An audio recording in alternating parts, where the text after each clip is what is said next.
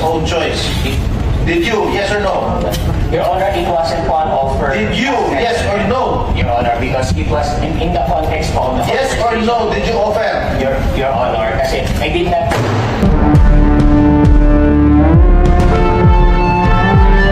Yes or no? Your Honor, material po kasi yung context, Your Honor. Did you offer? Yes or no? It wasn't po in the context of settlement, Your Honor. Alam mo, May we allow them to finish? no, you don't talk.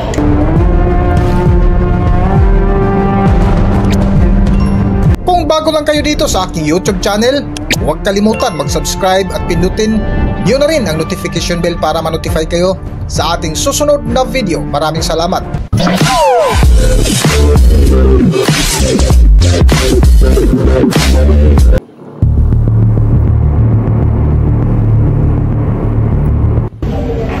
Oh, Mr. Rones, inoferan mo si Ninyo Mula, the father, ng financial contribution sa charitable institution of his choice. Hindi po, Your Honor, na ang context ay for settlement. For settlement? Wala pong ganung, wala pong ganung context, Your Honor. Ano yung context na yun? Nandun po kami kay, nag-meeting po kami sa tulong po ni Senator Dawson. Pagkwentuhan lang po kung saan po siya. No, did you offer Mr. Mula, father, financial contribution in any charitable institution of his own choice? Did you? Yes or no? Your Honor, it wasn't one offer. Did you? Yes or no? Your Honor, because it was in the context of the Yes or no? Did you offer? Your Honor, kasi I did not. Yes or no? Your Honor, material po kasi yung context, Your Honor. Did you offer? Yes or no? It wasn't po in the context of settlement, Your Honor. Alam mo, May we allow them to finish? no, you don't talk. You just give advice to your client. Did you offer? Yes or no? Not po in the context of settlement, Your Honor. Mr. Chair, I will strike this person in contempt.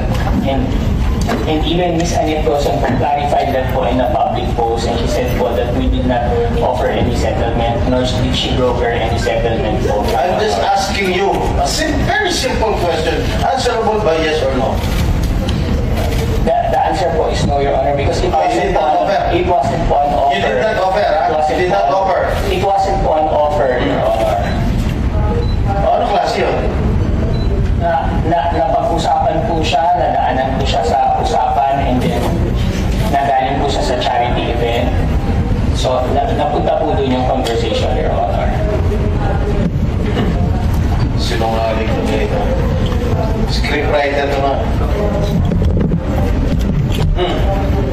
Sandro,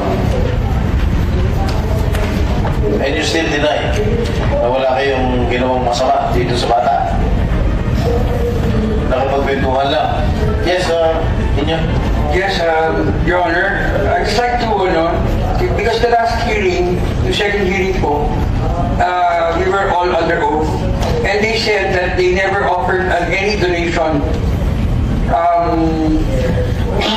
They never offered me any donation of to a charitable institution of my choice. But Attorney Annette Dawson has proven that they did through an affidavit. Where is the affidavit? You have a copy? Oh, ito pala, nagsisinungaling na kayo. Yan. May affidavit na si Atty. Annette. With due respect, Your Honor, may we be allowed to read the affidavit, Your Honor? It's a right of my client to be confronted with all the evidence of the witnesses against them, Your Honor. Oh, sige. Paige, can we have the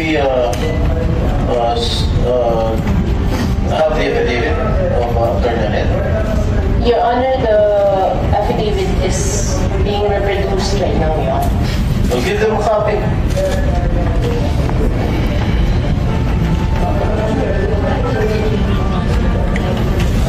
Suspend lang muna po natin yung session. Pwede muna po kayong kumain. Andiyan po, suspend lang muna po habang inaantay natin. Ready to show, Mr. Chair? Senator Jinggoy. Mr. Nones, I assume that you have already read the affidavit that was duly signed by Attorney Annette, the Vice President of GMA7. Yes, Your Honor, please, my client will answer the question. No, let your client answer, not you. We submit to that, Your Honor. But I would just like to... The legal counsel is here only to give legal advice to your client. we submit to that, Your Honor. My client will answer. Assessment on the affidavit, Your Honor. No, I was asking you a while ago if you offered Mr. Nino Mulak financial contribution to any charitable institution of his own choice, and then you denied it. Now here comes the affidavit signed by Attorney Annette, who I think this person is very credible.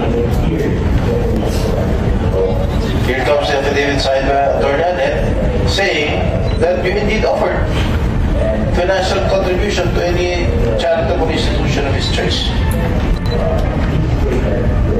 Can you say?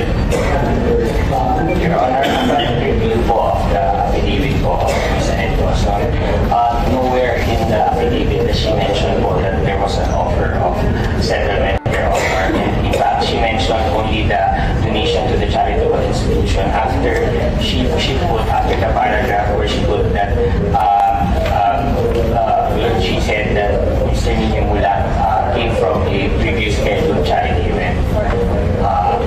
Or like, Your Honor. So it supports our statement earlier, Your Honor, that it was part of... Basahin mo ngayon number 5. Number 5.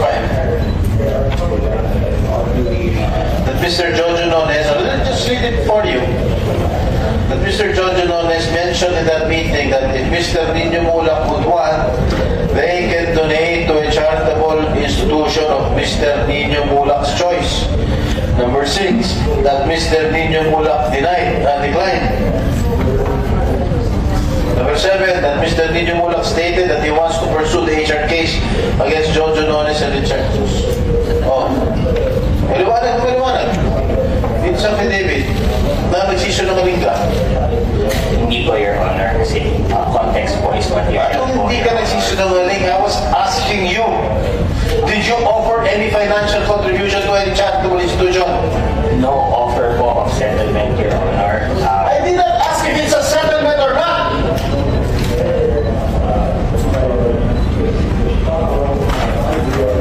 The only question I'm asking you is that if you offered financial contribution. I did not say it's a settlement. You're putting words into my mouth. Mr. Chair, I move that he decided in contempt. Mr. Jojo Nones, naiintindahan niyo po ba yung motion na kayo po ay patawan ng contempt? Opo, Your Honor, pero with all due respect po, Your Honor, nag-explain. Wala na, sisumaling ka na eh. Alam mo, Jojo, hindi kita kilala. Kahit matagal na ako sa showbiz, hindi kita kilala. Pero, huwag naman ganun. Ha? We are here trying to know the truth, ferret out the truth. Eh, patuloy ka nagsisinungaling dito sa amin. Talagang, isasad ka namin in contempt. Maliwanag na din sa affidavit. Maliwanag na sinabi ni Sandro. May drugs pa involved. May sexual harassment na involved. Hindi lang naman sexual harassment eh. Assault eh. Dahil pinagsamantalahan niyo yung bata, pinag-take niyo ng drugs, tsaka niyo pinagsamantalahan. That is a, what do you call this, drug-induced sexual assault? Tama ba yung sinabi ko, attorney? FBI. Kawawa na yung bata. Pinag-drugs yun ha, kinalay niyo pa. NBI? Sir, good. Your Honor, good afternoon po. There was an allegation po na sniff motion custody for the alleged na mga abuso. See? See, continue denying. Continue denying it. Oh, Mr. Jojo, Sergeant at Arms to Mr. Chair. sasagot po ba kayo? Iyan pa rin po ba ang sagot po ninyo? Yes po, Your Honor. Sumasagot po kami. Sir, allegations po. Mismo po si Atty. Canales po, sinabi niya po, allegations na po. I-deny po the allegations. So, there is a motion to cite Mr. Jojo Nones in contempt. Without any objection, the motion is approved. So ordered. Meron pong motion para patawan si Jojo Nones ng contempt. Dahil wala pong nag-object, pinapagagan po ito at pinag-uutos. Sergeant at Arms.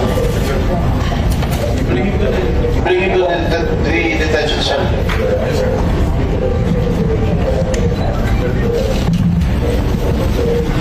Attorney Topacio, you're not only lawyering for Mr. Gerard Santos, am I correct? You are also here as an independent resource person. Yes, so you are handling cases relative to these issues. Yes, Your Honor. Correct? Yes, Your Honor. Kanina sinabi ko, hindi lang lalaki minumulis siya, pati mga babae. Correct? I heard before, during the lunch, you were saying that you're handling 2 cases. Bill folded like a straw. Tapos pinaikit niya yung bata, pinasinghot niya yung bata. The first time lang ng bata. And there was really sexual abuse. There was really sexual abuse.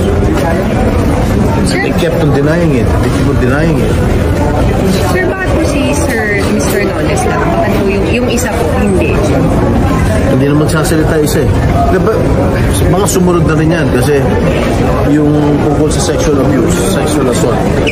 Eh talaga, kasi pag binasa ko lahat siya, malaswaan. Malaswaan. That's not for public consumption. Yung talagang ginawa, detalyadong ginawa sa bata. Pero sir, sa executive session, dinitalyo naman sa Hindi na, because alam ko na eh. Base sa investigation na ginawa ko. And he confirmed it. Alam ko na eh. Si Sandro nag-detalyo yung sa affidavit, no? Ha? Si Sandro. Yes. Binasa ko affidavit. Pero sa executive session, hindi na niya yung... Hindi na. Kasi binasa ko na affidavit. Sa t-shirt, pantalon. Usual. Sir, ang problema kasi dito, this has been going on sa movie industry. Not only males, even females. Siguro na 80s, 90s, but siyempre gusto ko sumikat. Lapit ako sa mga higher ups, sa mga director, sa mga kinaukulan para sumikat ako. Ganun lang. Pati babae, hindi lang lalaki. Sir, hanggang kailan niyo po siya i-hold in contempt? Depende sa chair yan. Hanggat magsabi siya ng totoo.